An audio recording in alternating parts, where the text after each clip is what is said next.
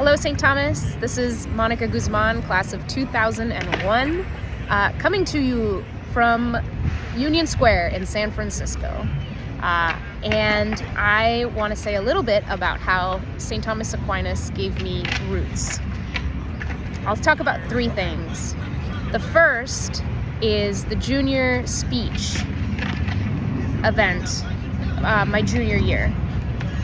I had never fully understood the power of passion and the power of research and the power of storytelling, I think, until I found myself really drawn to the topic of my speech, which was Orson Welles, the filmmaker who made Citizen Kane, and his battle with William Randolph Hearst of the Hearst Corporation and Hearst newspapers, and getting in front of the whole school, being so scared to do that, but doing it anyway, and giving a speech that I had found myself so passionate about on a topic that I discovered and kind of explored and shared with friends. And I remember that fear, and I remember the reward of having done it.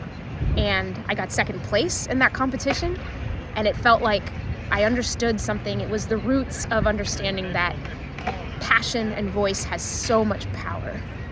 So that was really cool. The second thing is Mr. McCafferty's ethics class, my senior year, changed my world.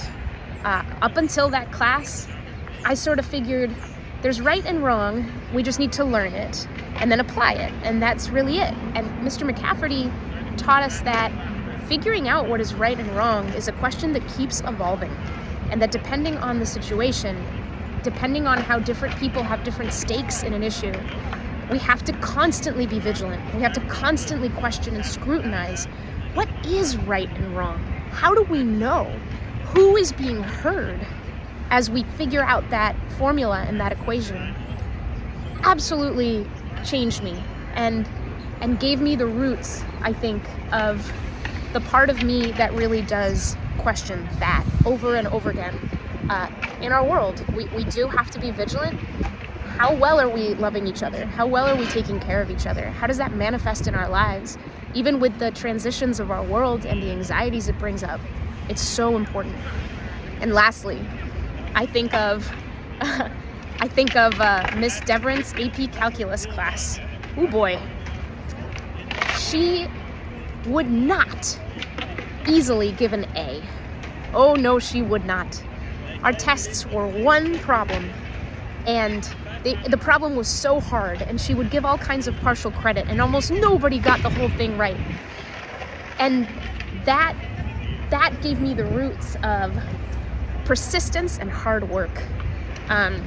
It wasn't just her either. It was just that spirit throughout St. Thomas of, maybe it's a lot of homework. Maybe you really got to sit and rack your brain. And I would be in my bedroom just I don't get this. I don't get this thing, this concept in math, or Doc McGrew's chemistry class, or whatever it was. Just this is so hard. And just sitting with it and straining with it. And that feeling when you finally kind of get it.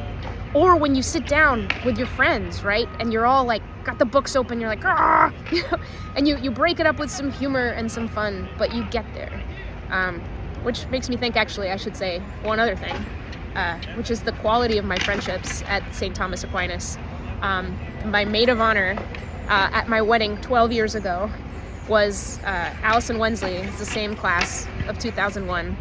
And I have several other friends from St. Thomas. We have not lost touch, and we love each other dearly, and we're excited to see what we're doing in the world, what we're bringing up, the families that we're creating or that we're making or choosing, the cities or the towns where we're establishing ourselves, the careers or the dedications, that we're giving ourselves, is all kinds of things.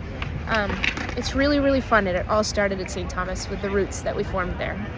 So, love you all.